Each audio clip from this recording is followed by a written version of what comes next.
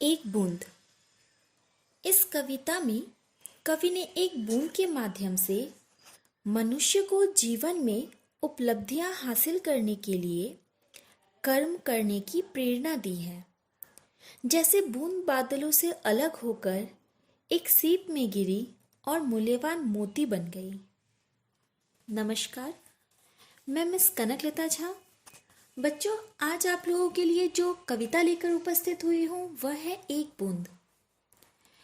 एक बूंद किस प्रकार से किन किन चीज़ों में परिवर्तित होती है, किन किन चीज़ों में बदलती है, कैसे उसका विकास होता है, किस क्रम में वो आगे बढ़ती है, इन सब को हम इस कविता में पढ़ेंगे।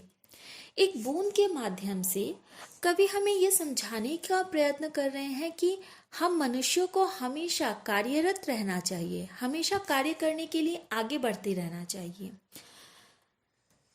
पढ़ते हैं कविता एक बूंद। ज्यों निकलकर बादलों की गोद से थी अभी एक बूंद कुछ आगे बढ़ी, सोचने फिर यही जी में लगी, आह क्यों घर छोड़कर मैं यूं करी।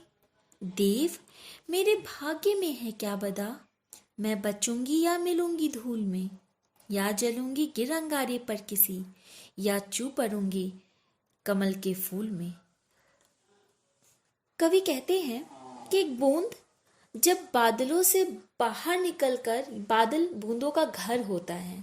बच्चों, बादल जो है वो इन बारिशों का घर समझिए। मान लीजिए कि बादल जो है इन बारिशों का घर होता है, और जब उस बादल से यानी अपने घर से एक बूंद बाहर निकलती है तो वो सोचती है कि जैसे ही वो निकली वैसे ही वो सोचती है, कुछ आगे बढ़ते ही उसे दिमाग में ये आता है, उसके ख्याल में ये आता है कि मैं क्यों घर छोड़कर बाहर निकली, मैं क्यों ऐसे बाहर बढ़ी हूँ, क्यों निकली हूँ मैं घर छोड़कर। घर छोड़ना क्या सही है मेरे लिए? हम जब भी बच्चों कोई कार्य करने के लिए जाते हैं तो हमारे मन में भी ये विडंबना होती है। हम कोई कार्य करने के लिए आगे बढ़ते हैं तो हम बहुत बार सोचते हैं कि क्या ये कार्य करना हमारे लिए सही है, क्या हम अपने जो वो सेफ जोन होता है एक मनुष्य का एक जो दायरा होता है जहां से बाहर निकल के मनुष्य को डर लगना शुरू हो जाता है, तो सबको ऐसा फील होता है, सबको ऐसा महसूस होता है कि क्या मेरा बाहर निकलना सही है, क्या मेरा बाहर निकलकर कार्य करना सही है, क्या ये जो मेरा सेफ जोन है, जो मेरा एक दायरा है, इस दायरे से बाहर निकलकर मैं काम कर सकती हूँ। यहाँ भी वो बार बार बाहर निकलने के बाद बूंद सोचती है कि मैं घर से आखिर क्यों निकली, घर छोड़कर बाहर क्यों निकली, क्योंकि घर में मनुष्य सबसे ज्यादा सुरक्षित रहता है। तो क्या ये सुरक्षा होने की वजह से मनुष्य क्या कभी बाहर नहीं निकलेगा, कभी काम नहीं करेगा?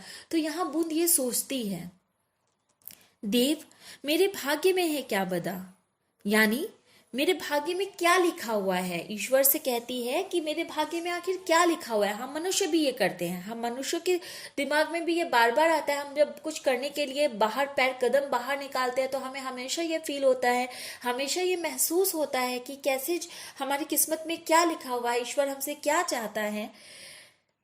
देव मेरे भाग्य में है क्या बदा, मैं बचूंगी या मिलूंगी धूल में। बूंद कहती है, पता नहीं जिस कार्य के लिए मैं घर से बाहर निकली हूँ वो पता नहीं कैसे पूर्ण होगा, मैं बच जाऊंगी या फिर मिल जाऊंगी उस धूल में, मुझे पता नहीं है कि कैसे क्या होने वाला है। या जलूंगी गिर अंगारे पर किसी जलते हुए अंगारे पर अगर बूंद गिरे तो वो जल के भस्म हो जाती है। या चू पड़ूंगी या कमल के फूल में, किसी अंगारे पर गिरकर जल जाएगी वो, या कहीं गिर पड़ेगी, या फिर वो कमल में गिर जाएगी, कमल के पुष्प के ऊपर गिर जाएगी। यानी कुछ भी हो सकता है उसके साथ, वो किसी भी तरीके से उसकी समाप्ति हो सकती है। हम जब किसी भी कार्य को करने के लिए जाते हैं तो कभी कुछ अच्छा होता है, कभी कुछ बुरा होता है, कभी कुछ बहुत बेहतरीन कर सकते हैं, कभी नहीं कर सकते हैं। इस तरह की चीजें होती रहती हैं। तो हम ये सोचकर कि आगे क्या होने वाला है, हम अपने जीवन को समाप्त नहीं कर सकते, हम कार्य करना छोड़ नहीं सकते हैं। हम आगे क्या होगा सिर्फ इसलिए कि आगे क्या होने वाला है, हम अपने काम को करना कभी बंद नहीं करना चाहिए, हमें हमेशा कार्यरत रहना चाहिए।